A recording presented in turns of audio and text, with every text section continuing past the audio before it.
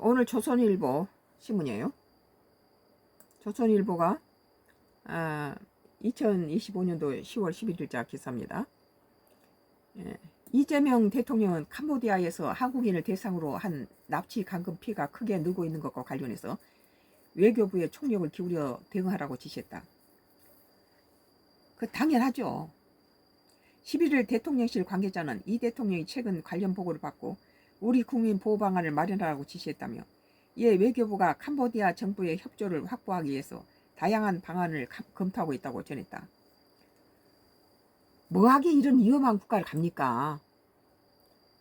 정부는 캄보디아에서 취업 사기와 감금 피해가 잇따르자 전날 11일 수도 프놈펜에서 특별 여행주의보를 발령했는데, 여행 경보 조치를 더 강화하는 방안도 검토 중인 것으로 알려졌다.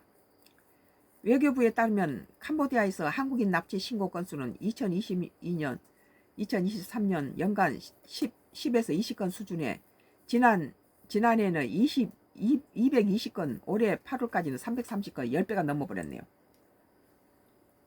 20건이던 게 200건이고 300건으로 15배가 늘었다는 거죠.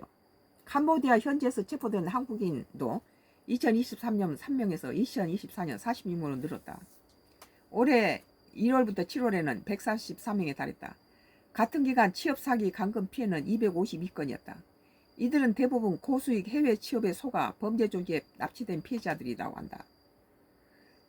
지난 8월에는 캄보디아 박람회에 다녀오겠다며 집을 떠난 20대 한국인 대학생이 현지에서 고문을 당해 숨진 채 발견되는 사건이 있었고, 지난 9월에는 캄보디아 프놈펜에서 50대 한국인 남성이 거리에서 납치돼 고문을 당하는 사건이 발생했다. 피해자 가족이 경찰과 외교부에 신고해도 정확한 위치를 알아야 한다며 외면당해서 국회의원의 도움을 받고서야 구출된 사연도 알려져 논란이 되고 있다. 이 캄보디아에서 납치당한 상태에서 우리 대사관에 자기가 지금 납치됐으니까 구해주라고 전화를 하니까 캄보디아 경찰에 연락해서 구조 요청하라고 우리 캄보디아 대사관에서 그랬다는 거예요. 그러니까 납치되어 있는 사람은 거기서 죽을 수도 있는데 얼마나 기가 막히겠어요. 그러니까 나는 이렇게 캄보디아 언어를 알지 못한다. 그러니까 우리 대사관에서는 그러면은 구글 번역기 돌려라 그러더래요. 그래가지고 이 사람이 좀 느슨한 틈을 타서 15m인지 몇 m인지 엄청 높은 데서 밑으로 뛰어내서 탈출을 했어요. 그래가지고 다리는 다쳤는지 어쩐지 쩔뚝거리면서 캄보디아 한국 대사관을 쫓아가서 문을 두드리니까 이미 끝났으니까 내려오라고 그랬다는 거예요. 지금 조직 폭력배들이 지금 자기를 찾고 이렇게 뒤따라오고 있는데 문을 안 열어준다는 거예요. 지금 오늘은 전부 근무 시간이 끝났으니까 내려오라고 그랬다는 거예요. 그러니까 이 사람이 쓰레기더미 속에서 주워서 하룻밤 자고 쓰레기더미 숨어서 자고 그 다음날 캄보디아 한국 대사관을 찾아갔다는데, 그러니까 누리꾼들은 그렇게 납치되고 이렇게 위험한 상태에서는 캄보디아 한국 대사관한테 연락하지 말고 차라리 캄보디아 중국 대사관이나 일본 대사관에 가서 구조 요청을 하라, 이렇게 됐다는 거예요. 그러니까 지금 우리 외교부가 뭐냐, 개떡이다는 거죠. 개떡을 치고 있는 거예요.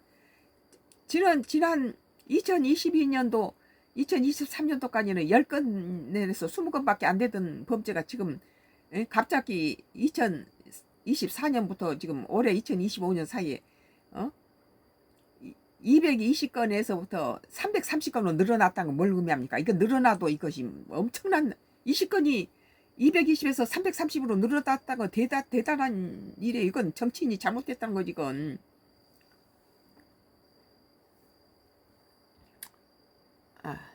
그래도 이제 대통령이 국민들의 소리를 듣고 이렇게 조치를 취하는데 철저하게 해야 됩니다. 말만은 가지고는 안 돼요. 오늘 조선일보 이 대통령 외교부에 캄보디아 한국인 납치 총력 대응 지시. 캄보디아 대사부터 끌어내고 그게 있고 그부한 놈들 다 끌어내야 된다고 봅니다. 틀려먹었어요, 하는 짓거리들이. 국가의 국민들을 그렇게 오늘 이제 미국이 하도 중국의 선박이나 이런 것들을 보복하니까 중국도 맞대응 났었군요.